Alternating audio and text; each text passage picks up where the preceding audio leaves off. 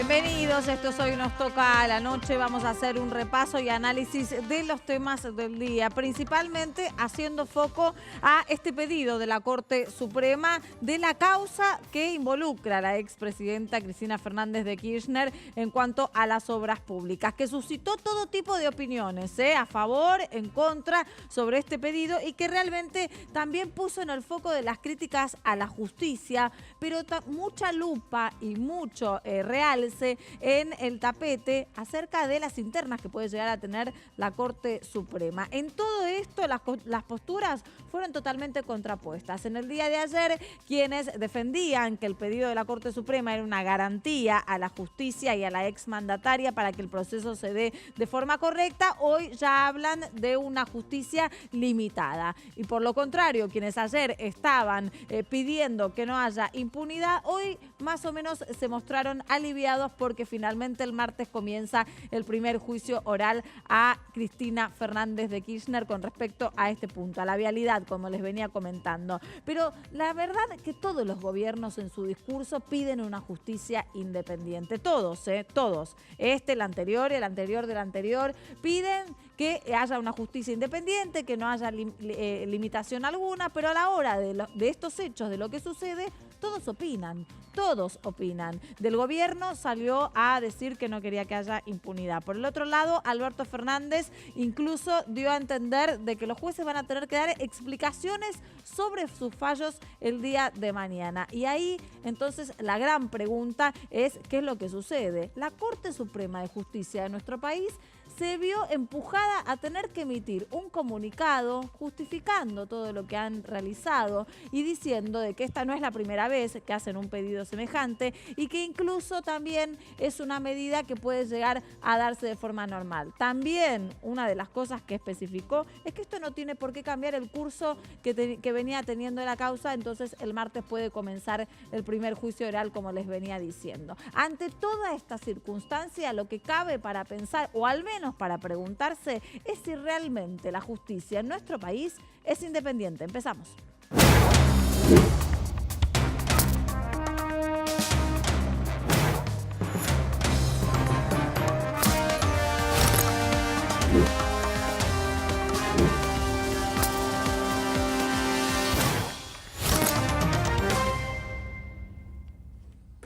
Preguntábamos acerca de la justicia, nos preguntábamos acerca de este foco que empieza a tener la Corte Suprema en cuanto a las internas que vienen saltando después de que pidió la causa de vialidad que involucra a Cristina Fernández de Kirchner. Lo cierto es que con todos los hechos, hoy quedó en claro que el martes comienza el juicio y el arco opositor, el arco del gobierno, todo el arco político se vio involucrado en opinar acerca de este tema. Así que vamos a analizarlo, principalmente vamos a saludar ahora a nuestro compañero Nicolás Luca, y quien nos va a ayudar sobre este tema es Natalia Aguiar, que es periodista, abogada y autora del libro El Señor de la Corte. Así que de la Corte sabe mucho. Buenas noches. ¿Qué tal? ¿Cómo están? ¿Bien?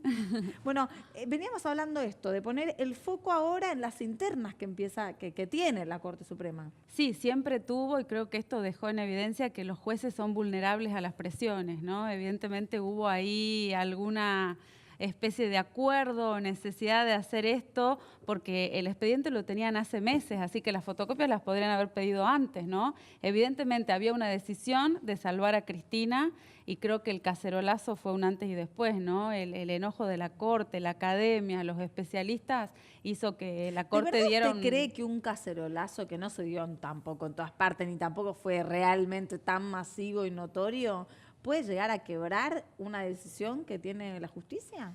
Bueno, lo criticó también el gobierno, ¿no? Pero creo que los jueces no son valientes. Por lo tanto, la opinión del público, de la gente, pesa mucho sobre ellos, y más conociendo quién sería el estratega de todo esto, ¿no? Que sabemos quién podría haber sido. De la Corte, Lorenzetti y Alberto Fernández del lado de Cristina, y bueno, hay que ver si intervino el ministro Garabano o no desde el gobierno, pero bueno, creo que la situación está clara. Esto evidenció que los jueces son vulnerables al poder. Claro, porque hubo como si fuera una continuidad, ¿no? Sí. Esto fue ayer a la tarde cuando nos enteramos. El miércoles a la noche, Alberto Fernández, en una entrevista con Ernesto Tenenbaum y María O'Donnell, dijo que el día de mañana Bonadío, Irursun, Geminiani y Ercolini, aclarando que Ercolini, y encima aclara, Ercolini fue uno de mis mejores alumnos y ayudante de cátedra mío, o sea, como marcando bien la cancha. Que lo conoce. Van a tener que dar explicaciones, ¿sí? Y después dijo que los únicos dos jueces federales que parece presentables son Rafecas y Casanelo. Pero atrás de eso, al día siguiente sale ese oficio insólito de la Corte, que por más que expliquen que se ha utilizado numerosas veces, sabemos que... Bueno, numerosas veces, pero a ver, no aclara en ese oficio que no era para interrumpir el inicio del juicio. Si lo hubiera aclarado, no se hubiera armado todo este tole-tole, y creo que sí había, por información y por conocer cómo se manejan las internas, creo que sí había una intención de salvar a Cristina. En el fondo creo que la van a salvar igual. A ver, hay que dividir desde mi óptica lo político y lo técnico. Esto la termina salvando también a Cristina porque la causa, si yo no vi el expediente entero, ni completo, ni pude estudiar todo. Si es como dice la defensa de Cristina Fernández de Kirchner, la causa va a ser declarada nula. Así que ahora, después, cuando transcurre el juicio, la Corte está como advirtiendo que hay circunstancias que no están bien, ¿no? Porque se le negó el derecho a defensa. A mí me gustaría aprovechar que vos investigaste mucho la Corte Suprema y los vínculos que puede llegar a tener para que nos cuentes un poco cómo es la interna, cómo funciona, cómo piensan, qué vínculos tienen. Pero hay una persona también del arco político que ayer se encargó un poco de contar algunas pequeñeces, y esa es Lilita Carrió, que últimamente viene punzando principalmente a la figura de Lorenzetti. Lo escuchamos. ¿Cuál es el objetivo? La impunidad de Cristina Kirchner. Gracias a Dios, Rosenkrantz no puede renunciar porque, tal como yo le dije a la ciudadanía, si el presidente era Lorenzetti, hoy estábamos en golpe de Estado. Siempre Lorenzetti quiso ser presidente de la República, lo vengo denunciando hace 10 años. Ahora lo ven actuando. Lo que hoy produce la Corte es el mal. En realidad es una conspiración. Creo que hay un quiebre del republicanismo muy claro. Primero lo vaciaron de poderes al nuevo presidente. A Rosenkrantz. Esto ya es un golpe institucional. Estén en contra de los pactos de impunidad del viejo Alberto Fernández, de Lorenzetti, de toda esta mugre. ¿Quién es Lorenzetti? Bueno, Lorenzetti es una persona a temer, digamos, ¿no? Una persona que, como dice Carrió, puede hacer un golpe de Estado, y creo que lo que hizo fue de una gravedad institucional terrible para la ciudadanía y, bueno, capaz de vaciar de poder a Rosenkrantz, tal cual como lo dijo él. Lo que cuenta mi libro particularmente es cómo él armó durante los 12 años del kirchnerismo toda una estructura de poder. Cuando lo desvinculan de la presidencia de la Corte, donde estaba realmente la disponibilidad de poder y del manejo presupuestario, empieza a destruir esa estructura que él mismo había construido porque le tocaba dirigirla a Rosenkrantz. Y bueno, ahora es una guerra sanguinaria la que se está viviendo dentro de la Corte por una cuestión de poder, ¿no? ¿Pero el objetivo qué es? ¿Tener más poder? El objetivo es la ceguera de poder, es quién maneja la situación. Y hoy, a los hechos me remito y las últimas resoluciones, tenemos un presidente de la Corte, Carlos Rosenkrantz, que firma solo, y quien digita la batuta del peronismo, si se quiere, es Lorenzetti, ¿no? Con los votos de Hayton, Maqueda y Rosati. Hay que tener en cuenta que el Poder Ejecutivo puede presidir el gobierno, el Poder Legislativo puede sacar leyes, pero el Poder Judicial es el que dispone sobre los 3 derechos humanos básicos de cada ciudadano. O sea, el hombre está a cargo de todo el organismo que puede decidir quién va preso, quién no, quién puede perder su patrimonio y quién no. Ahora, si vamos por los otros nombres, la escuchamos hablar a Carrió ayer, y hay una persona que llegó a la Corte hace poco impulsada por Carrió. Y que Carrió se siente traicionada por esa persona, y uno cuando va al CB agarra y dice, ¿cómo te pudiste sentir traicionada? ¿Carrió peca de inocente en algunas cosas a esta altura o podemos creer cualquier otra cosa? Es difícil, ¿no?, descifrar a Carrió, pero en el caso de Rosati creo que sí, debería sentirse traicionada porque lo propuso ella. entiendo que eran compañeros o amigos de una organización de constitucionalistas que hay a nivel nacional y se conocían realmente como técnicos del derecho, ¿no? Fuera de la política. Y ella lo propuso como para que llegara a la Corte, así que bueno, sí, creo que también hay un sesgo de inocencia ahí o de utopía justiciera como ella siempre, ¿no? se muestra, pero lo cierto es que el poder cega y la Corte Suprema, los jueces tienen mayor poder que lo que la gente común sabe. Me parece que esa era la impronta que yo tenía, por lo menos la decisión que tenía cuando salió el libro, que se conozca lo que pasó ahora estos días, la gravedad que genera la decisión de la justicia y la implicancia que tiene sobre la sociedad. Pero en este sentido, entonces me hago la misma pregunta que en el inicio del programa. ¿Tenemos una justicia realmente independiente en la Argentina? No, desde ya que no. Esto lo demuestra, ¿no? No somos, además de no ser independiente, no es igual para todo el mundo. O sea, no va a ser lo mismo para mí, para un ciudadano de a pie, que para ni Cristina Kirchner, ni Macri, ni etcétera. O sea, hay ciudadanos de primera, de segunda y de tercera para los jueces. ¿Y hay algo que lo puede llegar a cambiar eso? El voto y de la gente y también una decisión política de cambiar la justicia, ¿no? Es cierto que sin justicia, como dijeron últimamente, hubo polémica sobre eso, es imposible la subsistencia de la sociedad porque ejerce las veces de dique de contención de la sociedad.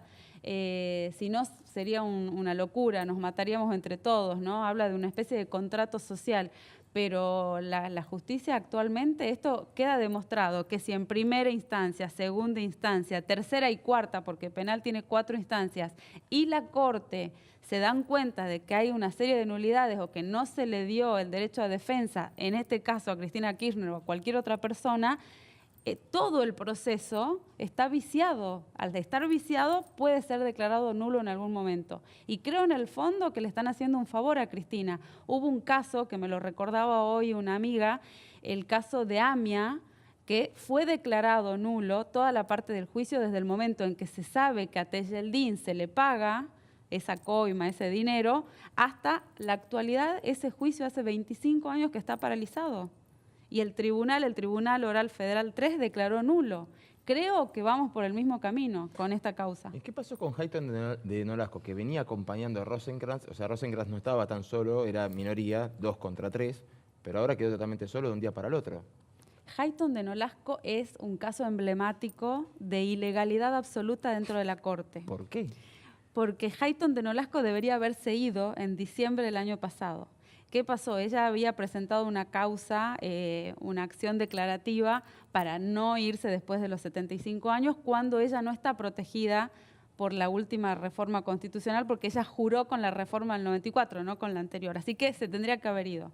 El gobierno, ella inicia una acción contra el Estado y el gobierno no sigue el cuestionamiento, por lo tanto, la situación queda firme y ella sigue allí de manera ilegal, si se quiere, para los parámetros constitucionales. Así ¿Y los que, otros 3 jueces podrían presionarla? así dicen que hubo una reunión en la que Lorenzetti se presentó en el despacho de la doctora Hayton y le dijo, mantengamos a quien es actualmente quien maneja todo el presupuesto del Poder Judicial, que era su ladero, Daniel Marchi, porque si no, en algún momento tu causa, doctora Hayton, va a llegar a las manos de los ministros y nosotros vamos a resolver en contra. Así funciona la justicia nacional argentina. ¿Y cuáles son los vínculos que tiene con la política?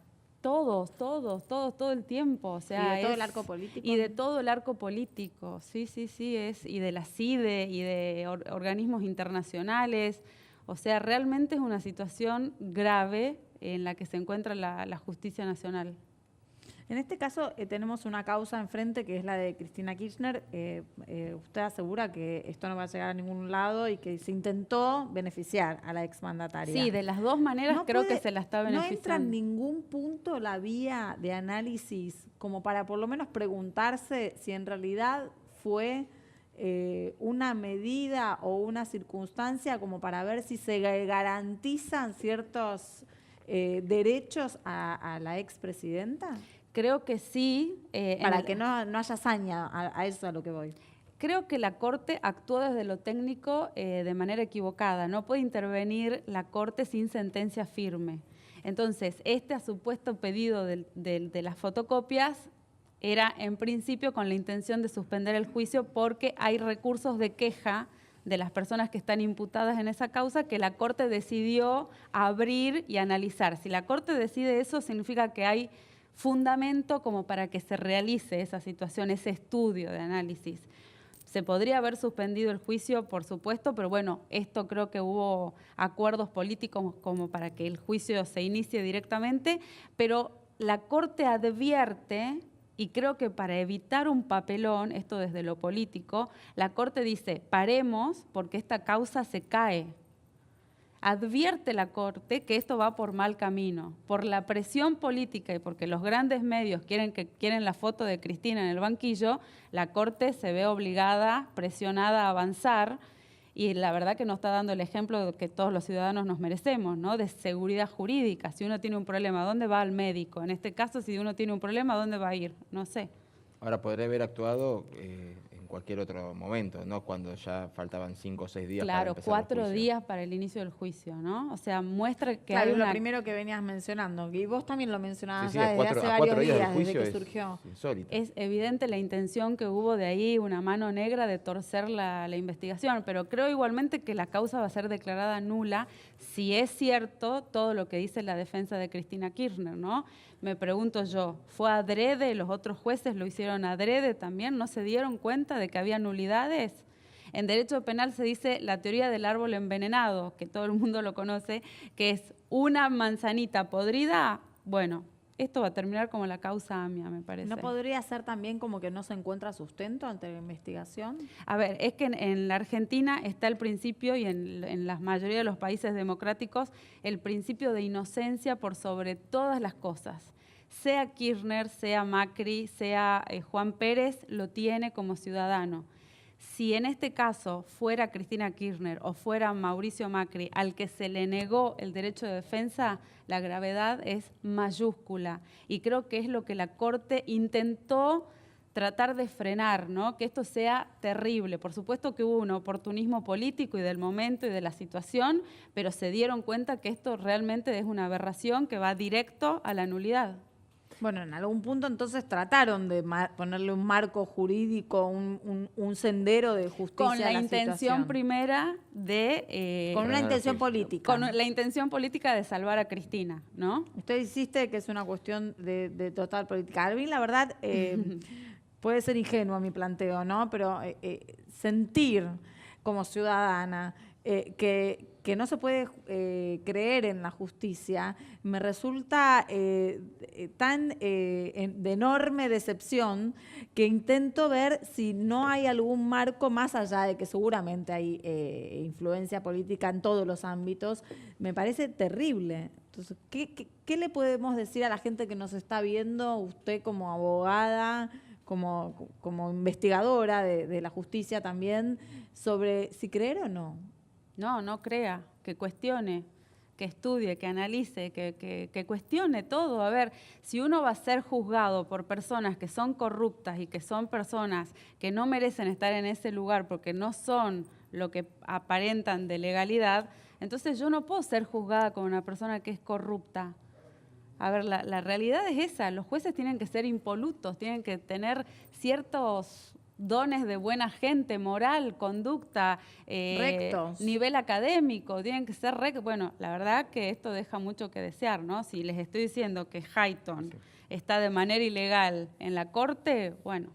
Yo para dimensionar un poquito el poder de Lorenzetti que tanto has denunciado, te pediría si te animás a contar qué fue lo que pasó con tu libro cuando salió. Bueno, muy parecido a lo que pasó con esta causa, ¿no? Bueno, yo soy la que lo sufrió, por eso lo traigo a colación. Muy parecido, es decir, se tomó la decisión a las 2 horas de que el libro estaba en las calles de sacarlo, de prohibirlo, por supuesto con supuesta anuencia de la editorial, porque se prohibió su venta. Y acá con el comunicado de la Corte pasó lo mismo. Un día deciden una cosa y al otro día rápidamente deciden otra. Esas son las estrategias políticas poco acertadas de gente que está ciega de poder y que puede llegar a tener una psicopatía, ¿no? Porque el poder cega, lo he vivido, he recibido presiones, amenazas, continúan, amenazas de muerte, me han comparado con Cabezas, operadores de Lorenzetti, y han reconocido ellos que fue el mismo Lorenzetti el que mandó a prohibir el libro, ¿no? Además de ofrecerme dinero, dólares, cargos en la justicia, trabajos en los medios. Así que bueno, fue una situación compleja y que solo le dio más sustento a su investigación. Y creo que ¿no? fue el mejor Que director solo le dio de más marketing. argumento a lo que está investigando. Y ayer tuve un grato, después de 2 años, porque ya hace 2 años que salió el libro, me llamó alguien desde Ámsterdam, un reconocido periodista argentino, para decirme, mira Natalia, 2 años y recién ahora se pone sobre el tapete quién es quién. Y creo que sí, a ver, era cuestión de tiempo y se está demostrando quién es quién, ¿no? ¿Y va a poder Rosenkrantz seguir ahí navegando y conviviendo con esa interna?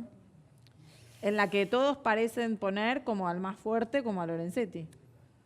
No, desde ya. Eso no está en duda, que Lorenzetti es el más fuerte y que ganó la pulseada hasta ahora, desde ya. No lo sé. Creo que institucionalmente, como en el caso de Fight en su momento, debería seguir Rosenkrantz, porque está en juego la República, realmente.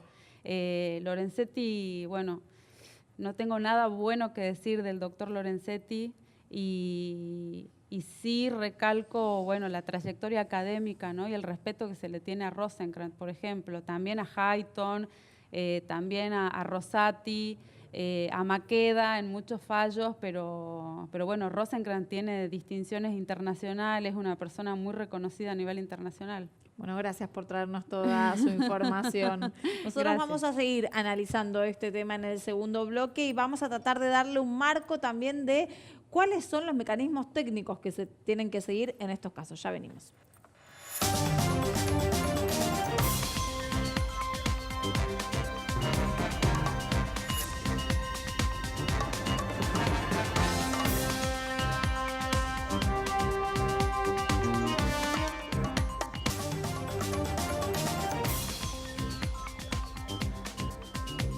Y la verdad que el foco en la Corte Suprema de Justicia y en la justicia en general en la Argentina tiene muchas aristas para poder analizar. Vamos a seguir con el tema. Para eso nos acompaña en estos momentos Diego Armesto, que es abogado constitucionalista. Buenas noches, gracias por estar aquí. ¿Cómo andan bien?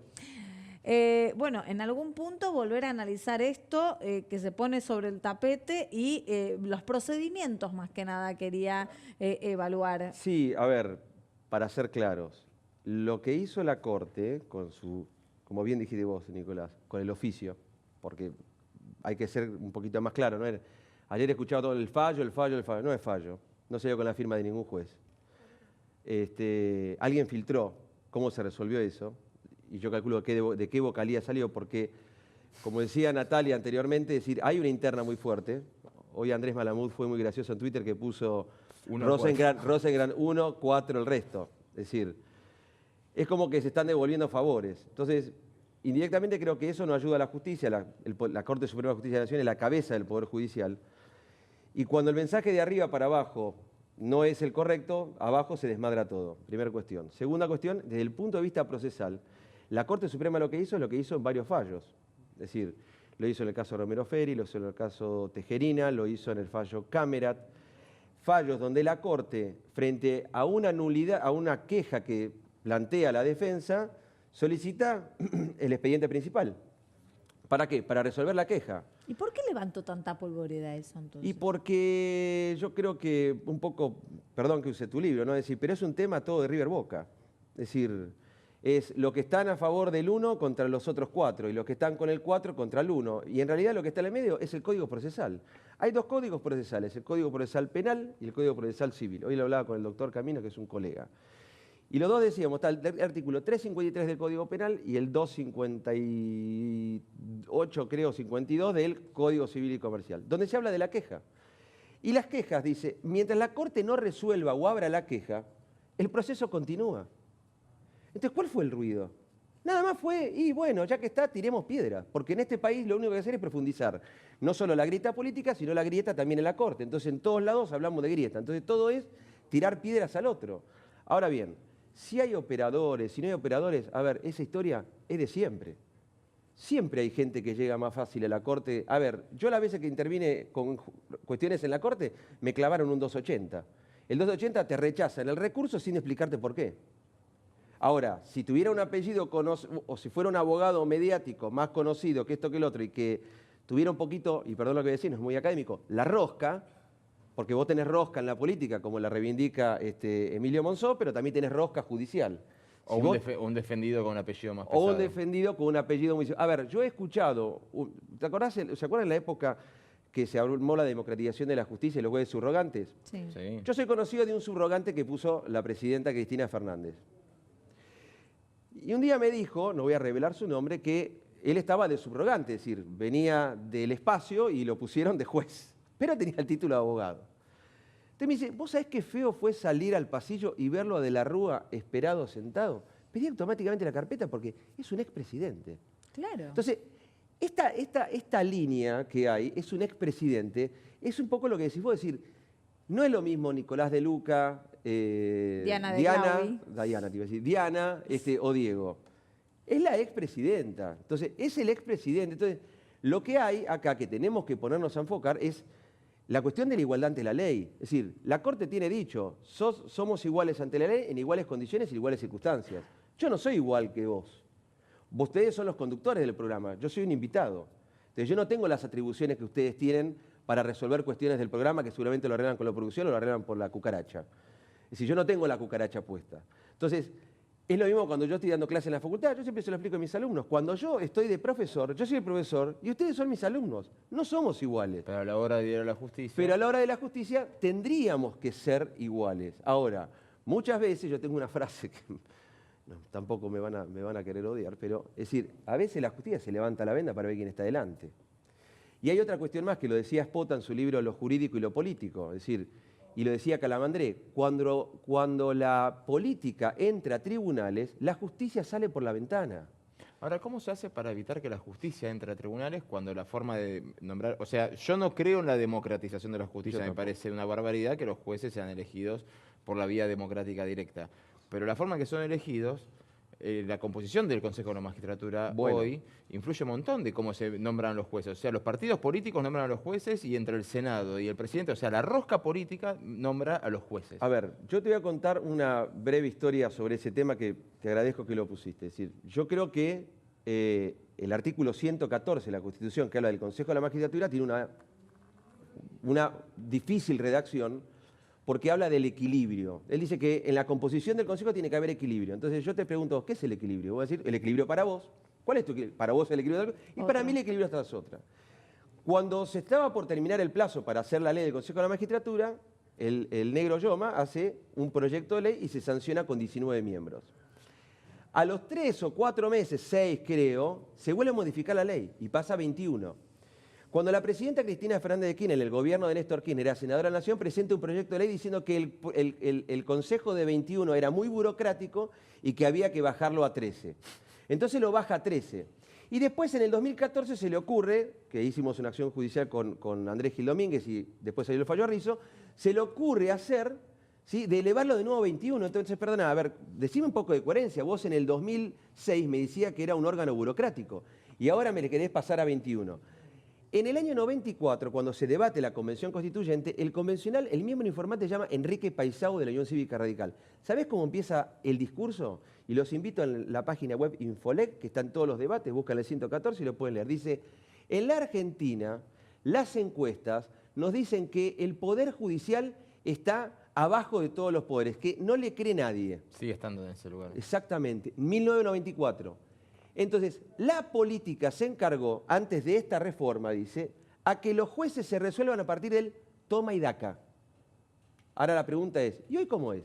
Es lo mismo, porque es la rosca que lo resuelve. Pero entonces, ¿qué es lo que puede llegar a quebrar esa inercia de que sea lo mismo, de que no podemos creer en la justicia, de que no somos todos iguales ante la ley? Y bueno, hay que modificar, a ver, y acá no hay que tenerle miedo, hay que modificar la Constitución. Hay que resolver estas cuestiones. Esto, como dice Gargarella, son todos bypass legislativos, son todos institutos que trajeron del derecho parlamentario cuando tenemos un sistema presidencialista. Es decir, bueno, te doblo la apuesta. En el año 94 se modificó la Constitución para darle un montón de herramientas institucionales al país. Se crea el Consejo de la Magistratura, el Defensor del se Pueblo. crea el Defensor del Pueblo, un montón de... Pero esos convencionales constituyentes también permitieron un montón de barbaridades. Y cuando vas a ver el nombre por nombre, te encontrás a Evangelina Salazar como constitucional constituyente, a Palito Ortega. Les tengo mucho cariño, pero ¿qué saben como para estar decidiendo la constitución de un país? O sea, en este contexto modificaremos una constitución. Es que vos tenés, a ver, pero tenemos que modificarla por todos los problemas que tiene. Es decir, vos fíjate que el discurso del radicalismo cuando hace el acuerdo con Menem en el 94, ¿cuál es? Terminar con el hiperpresidencialismo y poner nuevos institutos para modificar la justicia, Vivimos a decreto de necesidad de urgencia. Vivimos a delegación, 15 años de emergencia económica con la delegación legislativa del artículo 76. Entonces, tenemos un problema. Entonces, ¿cómo lo resolvemos? Bueno, en algún momento tenemos que sincerarnos y blanquear todas estas cosas. Entonces, hay roscas para decir... ¿Pero a quién no le conviene entonces? Al poder político. Porque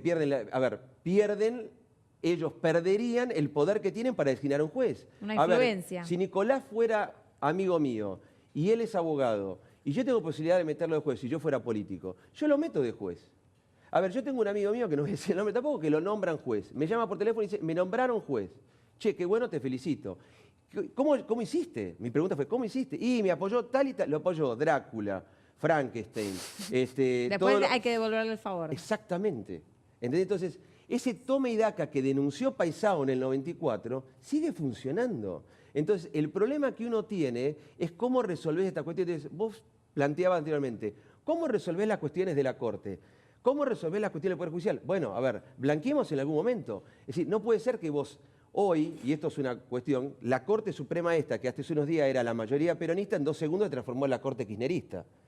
Entonces, si en 2 minutos le hacen un fallo como quiere el gobierno, va a ser la Corte M. Entonces, tenemos un problema, vuelvo a repetir, cuando la política entra a tribunales. Entonces, terminamos viendo, es decir, de dónde viene el juez. Un poco lo decía Natalia, es decir, a ver, cuando se eligen jueces en los... Pues me gusta mucho el sistema americano. Cuando se elige juez en los Estados Unidos, se hace, se manda a investigar con quién tuvo relación, con quién estudió, con quién dormía en la facultad, quién era su compañero, que esto, que el otro. ¿Por qué? Porque tratan de preservar la institución. Hoy nosotros discutimos nombres, pero lo que hay que preservar acá es la Corte Suprema. ¿Qué contactos políticos puede llegar a tener, decís? Exactamente. Es decir, vos fíjate que ahora Trump puso 2 ministros de la Corte, pero hace unos poco tiempo le sacaron un fallo en contra.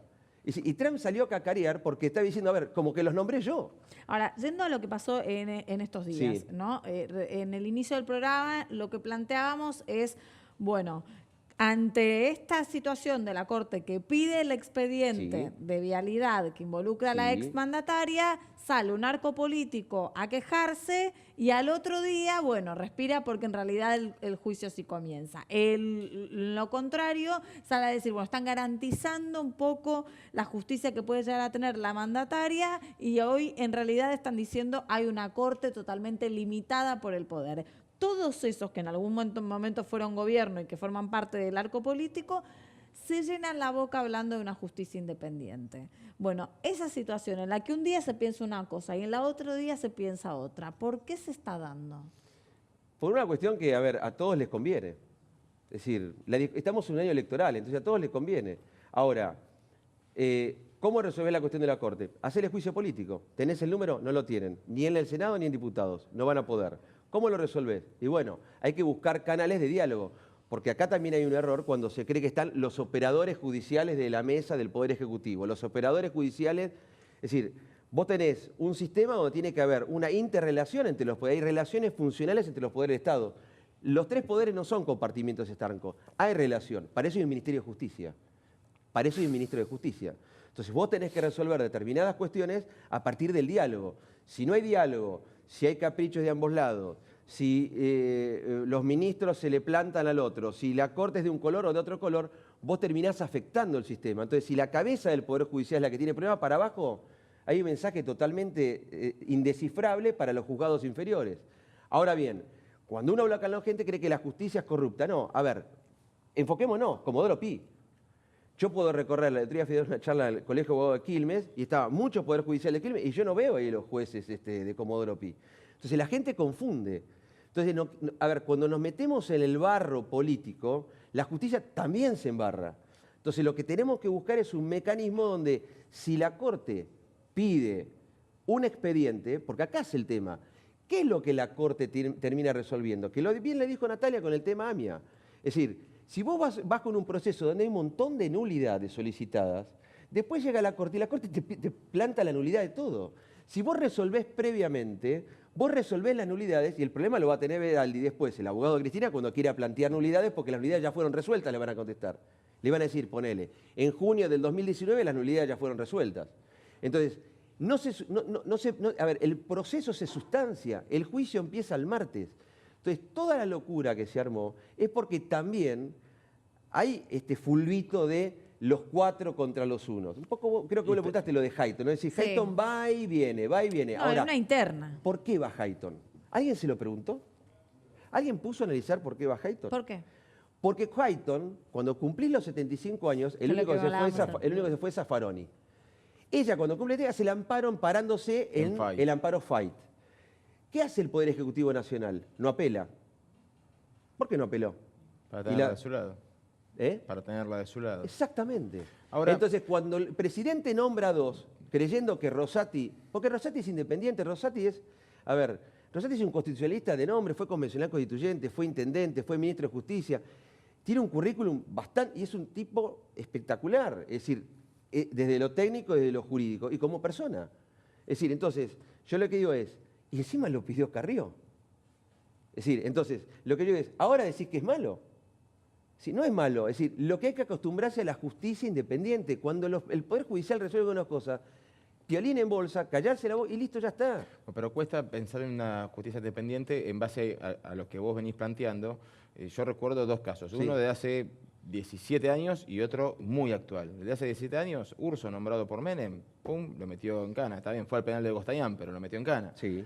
Ahora, cuando ves a Ramos Padilla, Alejo Ramos Padilla, hijo de otro juez, nombrado como subrogante en Dolores y encima de enviado a Bahía Blanca 500 kilómetros para intervenir en una causa que puede tocar a Lázaro Báez, uno no puede evitar pensar en qué favores puede deber al momento de estar investigando algo. Entonces uno como ciudadano se ve viciado en su opinión sobre lo que está actuando el juez. Bueno, a ver, pero eso ¿cuál es el problema que hay? Que está bien lo que decís, esto de la movilidad de los jueces. El gobierno de esto se ha encargado de mover jueces como quiere. Ahora nadie se da cuenta que todo lo hace en base a la resolución 115 en Consejo de Magistratura. Sí. La ley no dice nada. Ahora ellos mueven jueces. Vos tenés un juez como el Casación Máiquez, que era el ministro de Justicia de Vidal, que era juez nacional y que no es el mismo grado y lo suben a Casación Penal, Sí. que no es el mismo grado. Sin dar el examen. Sin dar el examen. Entonces te decían, no, en base a la resolución 115 nosotros lo nombramos porque necesitamos nombrar un juez.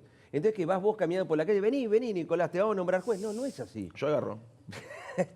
Pero hay procedimientos. Entonces cuando no se respetan los procedimientos es lo que vos estás preguntando. Es decir, yo no te puedo dar una respuesta de la justicia. Entonces, a ver, juzgado Federal de Dolores. Juzgado Federal de Dolores. Juzgado Federal de La Plata Electoral. Sí. Hay una terna. Sí. ¿Cuál es la terna?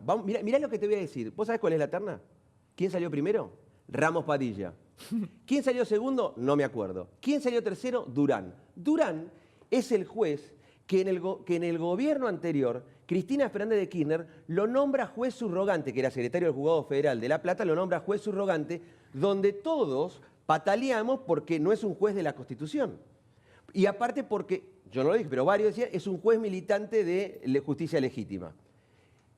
Hoy, ¿a quién van a nombrar juez? Y lo digo hoy, acuérdense, y van a ver, ¿a quién van a nombrar juez federal electoral de La Plata? A Ramos Durán. Padilla. ¿Por qué? Porque no le queda otra. ¿Vas a nombrar a Ramos Padilla? Y Sí. si yo lo nombro a Ramos Padilla, lo saco de la causa. Y vamos a sospechar que vos estás manipulando para mover un juez para sacarlo de la ¿Y causa. todo esto no se resolvería con, en vez de tener gobiernos que se quedan 12, 16 años teniendo gobiernos cortos, así no hay tanta posibilidad de modificar toda la justicia? Bueno, hace un tiempo un senador de la Nación, si querés después se los mando por mail, no lo pueden divulgar, me pidió un proyecto de reforma constitucional. Yo pongo un presidente solamente a 5 años sin reelección y sin posibilidad de ser reelecto con un periodo en el medio. El estilo de Estados Unidos, te vas, se acabó. 5 años, se terminó. Es decir, porque eso lo que te va a permitir es también una regeneración. Y otra cosa es, los jueces iberoamericanos mayormente tienen unos estándares internacionales donde vos tenés que tener un juez independiente, porque el problema Igual lo está tienen mal visto a veces el tema de reformar la Constitución. Sale uno, dice hay que reformar la Constitución, sale todo otro, qué horror, quieren Bueno, reformar si la yo me Constitución. guío por lo que dice Mempo Giordanelli, tengo que abrir el ventanal y tirarme de cabeza, que dice que hay que eliminar el Poder Judicial. Es decir, el famoso check and balance del sistema americano funciona en todos los países democráticos y republicanos.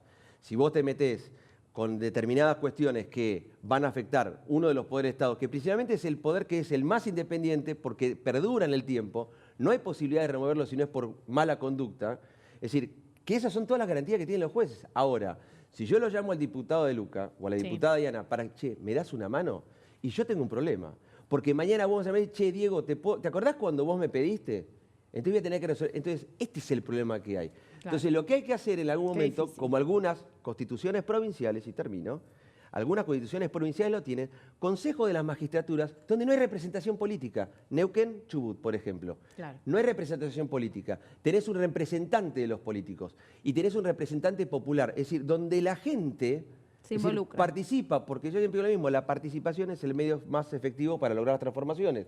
Si vos no haces eso, tenés un problema grave. Y la República va a ser una república. Gracias, Diego, por De todo el nada. análisis. Nosotros vamos a un corte, enseguida regresamos.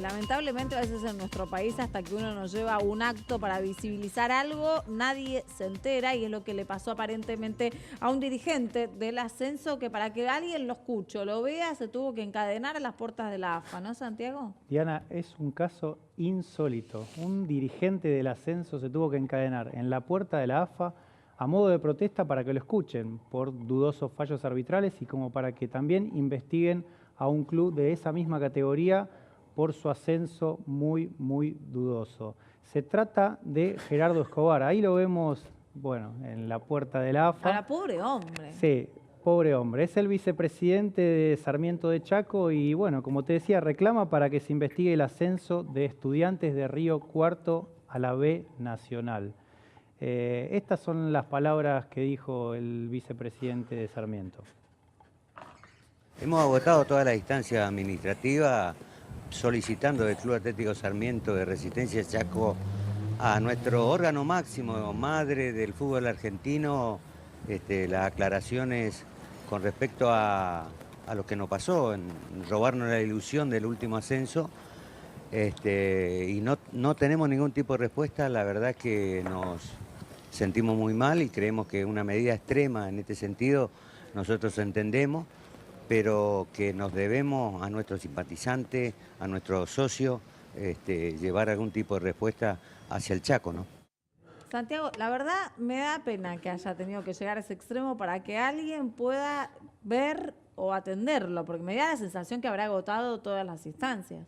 Exactamente, agotó todas las instancias administrativas viables para hacer este tipo de reclamos, pero en la AFA, Nadie que lo es justamente el ente regulador de todo esto, no le dieron pero ni 5 de bolilla y de Chaco se tuvo que ir ahí, a Viamonte al 1300, encadenarse para que alguien lo escuche. Sinceramente, los de la AFA, si esto no se visibilizaba, el hombre iba a seguir paradito ahí. Imagínense. Medida de seguridad. Nico, imagínate que él viene de Chaco, lo primero que hace es golpear la puerta para que algún dirigente lo atienda, mismo los de seguridad seguramente le deben comunicar a alguien, hay un dirigente de tal equipo esperando una reunión o queriendo contarles algo de lo que le está sucediendo. No y estamos hablando tampoco de un club amateur. No, cualquiera. Es un club afiliado a la AFA. Bueno. Justamente la AFA tendría que atenderlo sin ningún tipo de problema, pero el señor seguramente fue a comprar las cadenas, se encadenó, vinieron los medios y una vez que se visibilizó ahí, uno de los de la AFA, algún dirigente, lo atendió, escuchó su reclamo y bueno, va a ser analizado, pero por lo menos lo escucharon. El tema es... Claro, por lo menos le abrieron la puerta. Sí, a ese nivel estamos llegando. A ese nivel estamos llegando. Por ejemplo, no sé, se me ocurre lo que sucede en el tenis. El TIU Es como un ente que regula todo lo que tiene que ver la corrupción en el tenis, las apuestas, y justamente hacen más hincapié, hacen más foco en lo que son los torneos Challenger, que es ahí el foco donde justamente existe todo este tipo de arreglos y todo este tipo de apuestas. Pero ¿qué pasa? La AFA pone mucho la mirada en lo que es primera división y todo, digamos, de esa pirámide que es el fútbol, siempre en la parte muy, muy de lo que está arriba, y así todo hace mucho la vista gorda. Y en lo del medio para abajo. Y de lo del medio para abajo queda muy huérfano. A la buena de Dios. Queda muy huérfano, porque en el interior... Por eso, una pregunta, ¿no hay demasiadas divisiones? Es que Argentina es muy grande, es muy federal el campeonato que propone la AFA, Claro. y es muy difícil a veces monitorear todo lo que sucede. Antiguamente vos tenías los regionales, Exacto. pero al federalizarlo no cualquier club puede bancarse un viaje y una estadía de Chaco a Tierra del Fuego. Sí, el costo para que estos equipos se sostengan a lo largo de un campeonato es muy grande. Por eso Sarmiento de Chaco, Río Cuarto de Córdoba, o sea, todos son equipos que también están muy subvencionados y bancados por sus propias gobernaciones, sus Claro. propios municipios, porque estos equipos están muy ligados a su política.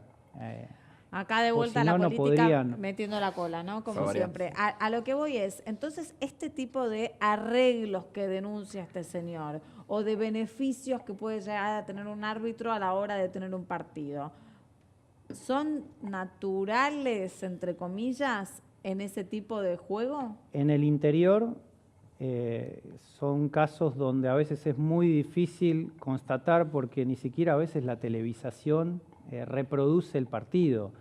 Lo que sucede en esos lugares con los árbitros a veces queda ahí, pero siempre se genera como una especie de vamos a ir a jugar a un lugar donde seguramente nos van a bombear. Encima, este señor, este dirigente, como te decía, Gerardo Escobar, Se está soltando, ¿viste? se apoya en las declaraciones de un jugador justamente de este equipo que acaba de ascender a la B Nacional, que se llama Juan Tejera, donde asegura que el campeonato nada más ni nada menos estaba arreglado. Se lo confirmó su presidente del club y hasta declaró no, en un audio que se filtró, decía que hasta había arreglos con árbitros donde el partido seguramente le iban a terminar ganando. Por eso te digo, este dirigente que de Chaco va a la AFA para que lo escuchen, tenía de dónde agarrarse, tenía de dónde sostenerse. Por supuesto que da mucha pena que haya tenido que llegar al hall de la AFA, a la puerta y encadenarse porque nadie le daba lugar, nadie lo escuchaba, nadie le daba bola.